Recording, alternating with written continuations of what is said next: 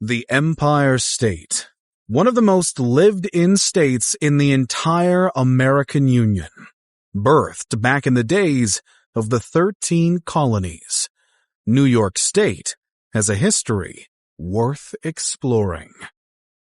The earliest known inhabitants of what we know today as the state of New York were indigenous tribes of ancient times, estimated to have made their home in the area all the way back around 10,000 BC. Native Americans spent centuries within New York's boundaries, and additional tribes, such as the Iroquois, would migrate from surrounding regions to join them. By the time of European exploration on America's East Coast, a handful of indigenous tribes called New York their home, and could be divided into two categories: the Iroquoian-speaking tribes and the Algonquin-speaking tribes. The former grouping included tribes such as the Seneca, Mohawk, Oneida, Onondaga, and Cayuga, while the latter described others like the Lenni Lenape, Mohegan, and Wappinger tribes. The indigenous populations of this region had developed quite sophisticated systems of economy, farming, and culture, as well as a significant alliance deemed the Iroquoian Confederacy. None of this, however, mattered much to the Europeans when they foreseeably made their way to the eastern coast of the New World. There were two explorers who first stumbled across the New York lands, but can't be credited with doing much upon their arrival. In 1524, a French-employed Italian explorer by the name of Giovanni da Verrazzano was sailing along the Atlantic when he found himself in what we know today as the New York Harbor, and eventually modern-day Manhattan. He wrote of his exploration, but did little more in the way of colonizing New York than that. And the same could be said for Jacques Cartier, a French explorer who made similar explorations in 1535. It wasn't until another man, one Henry Hudson, under the employment of the Dutch East India Company, made his way to New York in 1609, that colonization became an intention. Quite a few years after the others, but unlike the others, his goal was, on behalf of the Dutch, to create the beginnings of a colony. Thus, in 1614, the Dutch built the first ever European settlement within the borders of today's New York. Fort Nassau, constructed under the watchful eye of Hendrik Christiansen, was located near modern-day Albany and had the main purpose of being a trading post, particularly for the booming fur trade. By the mid-1620s, a few dozen Dutch families had migrated to the new colony as merchants and were encouraged to make the move. The budding colony was given the moniker of New Netherlands, and by 1624, what we know today as New York was founded as New Amsterdam. A new, more permanent settlement, Fort Orange, would further replace Fort Nassau as the Dutch headquarters in New York, and immigrants from across Europe were already flocking to the new colony and promise of a new, better life. The problem for the Dutch, however, was that the English wanted what the Dutch had. In the midst of the Second Anglo-Dutch War, the entire colony of New Netherlands fell into England's hands and was renamed New York. The city of New Amsterdam was also unimaginatively given the refreshed name of New York, though this was retaken by the Dutch in 1673 during the Third Anglo-Dutch War. Instead of restoring the city's old name, the Dutch called it New Orange for a year, until they lost it to the English again. One city aside, though, the colony now named New York was still growing under its new ownership. When the English had taken over, the settlement hosted an estimated maximum of 8,000 residents. Roughly a century later, it would be home to around 168,000. As was the case at the start, Many Europeans fled their homelands for the New World as a result of famine, religious persecution, economic woes, or other troubles in their homeland. Some were simply looking for new opportunities and a better chance at a good life. New York's economy was quite a success, agriculture being a particularly important factor. The colonists were doing quite well, and many grew to tolerate their indigenous neighbors, but others didn't. The French, who had their own colonial ambitions in the surrounding area, had sponsored multiple Catholic missions that extended into the borders of today's New York. Religious and merchant endeavors led them into direct conflict with the British, but it also led them to form some important friendships with native tribes.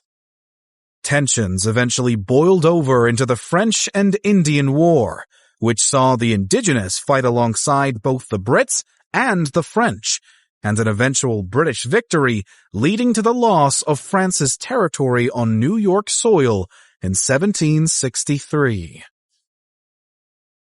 But as the idea of independence from the British began to swirl around America's 13 colonies, one could feel the vibrations of war rattling the air already. With the controversial Stamp Act of 1763, New York shot to the forefront of the independence movement in the colonies with the help of the Sons of Liberty. Despite some New Yorkers opposing the idea of breaking free from their British overlords, there was little to do to stop the downward spiral now. War was on the horizon. One could only hope it would go smoothly. Almost 1/3 of every battle fought in the American Revolution was done so on New York's battered ground. General George Washington spent much attention on the fight for New York, and when independence was declared in the summer of 1776, New York had endorsed the Declaration. Although the British would hold New York City captive for the entirety of the war, the locals fought hard to free their territory in its entirety nonetheless. When the war finally ended and all of New York was restored to the Americans, the recaptured city of NYC would serve a short term as the capital of the nation, after New York State would be the 11th to ratify the new United States Constitution. The 1777 Constitution of New York had, in fact, served as quite an inspiration for the federal Constitution in 1788. Similarly, New York City was the capital of the state, not just the country, off and on until 1797, when New Yorkers shifted their metropolis to Albany. Many of America's important moments throughout history took place in New York. The Bill of Rights was written up in the state's borders. George Washington was inaugurated as America's first president in NYC. The U.S. Supreme Court was birthed there. The founding of the New York Stock Exchange, of course, happened in the state, and so many other crucial events. The War of 1812 would use New York as a battleground, just as the Revolution had. New York was growing still in so many ways. As time went on, the state was relying less and less on agriculture for success.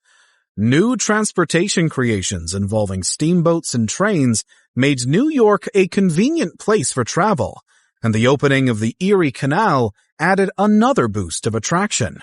Natives at this time were now secluded to a dozen reservations, whilst others had been sent into exile or died for their decision to support the British in the Revolutionary War. Alongside these reservations sat a growing list of towns, businesses, schools, farms, churches, theaters, athletics, and a building mood of abolitionism. By the mid-19th century, the governor of New York, William H. Seward, worked with the state's legislature to protect and expand the rights of both runaway slaves and free blacks within the state. The state, though hosting some hesitant Democrats, thus quickly joins the efforts of Abraham Lincoln with the outbreak of the Civil War. and New York ultimately would supply more manpower than any other northern state for the fighting effort. Quite unlike the Revolutionary War, however, not a single battle broke out on New York soil. There was, however, significant unrest from the locals in 1863, when the Union pushed forth a draft law that required all male citizens between the ages of 20 and 35 and single males up to the age of 45 to be eligible for a draft. You could pay your way out of the conscription, but not every New Yorker could afford that. Mid-July saw an outbreak of massive and rather violent protests deemed the draft riots across NYC. These demonstrations were led predominantly by ethnic Irish New Yorkers and often targeted Black Americans and their communities, causing a notable exodus of the latter from certain areas. The unrest fizzled out when the North opted to allow some Black Americans to fight in their own regiments, calming fears from European Americans that the draft was taking their own jobs away and giving them to the free Black men. With the war's end, then came more immigration and more freedom for Black New Yorkers. A large portion still of New York's growing population was European, with many immigrants coming from Germany, Italy, Ireland, and Eastern Europe. But there was also a curious number of Chinese immigrants arriving around 1850. New York was becoming increasingly diverse and exceedingly prosperous as a state, with more workers flooding in. By the turn of the 20th century, the population of New York State had exceeded 7 million. These millions of New Yorkers would see the events of the 1900s, from the World Wars and the Great Depression to the start of the modern era. Today, New York remains one of the most populous states in the U.S. and one of the nation's most popular tourist attractions. Modern-day New Yorkers have seen tragedy and triumph of their own, and their ancestors could say the same. The history of New York State is deeply intertwined with that of its country, and without New York, who knows what the United States would be like today.